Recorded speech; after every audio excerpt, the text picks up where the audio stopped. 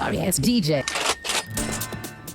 Well, let's take a little bit of time to talk about the new vaccine mandate that's about to take place, or they're considering putting on everybody now, and how it might apply to the trucking industry.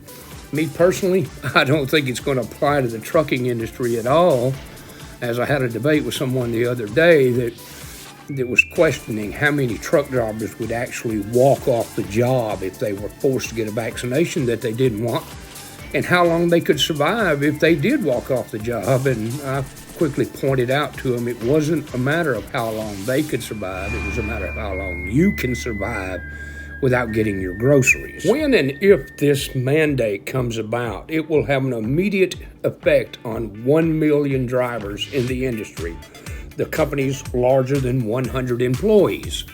So we have to question, how many of them have already been vaccinated? Quite a few, I'm sure. I'm one of them. I didn't have a choice in it. Even though I work for myself, I still have to deal with two governments. And when you do that, and you try to get across the border, and they say no vaccine, no cross, well, that's your life and you have to live it. But, there are others that may refuse it. How many are going to refuse it? Is it going to be 0.5%, 1%, 5%, 10%? We don't know. We don't know how many's been vaccinated now. They aren't really keeping track of this. You're having to carry a card around to show proof of vaccination.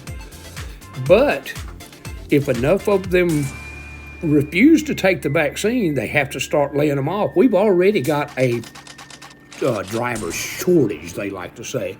They'll really have a driver shortage then. And there has been some argument that, well, they could just bring in the guard to drive the trucks in that time to help them out. But they're already bringing in the guard to help drive school buses.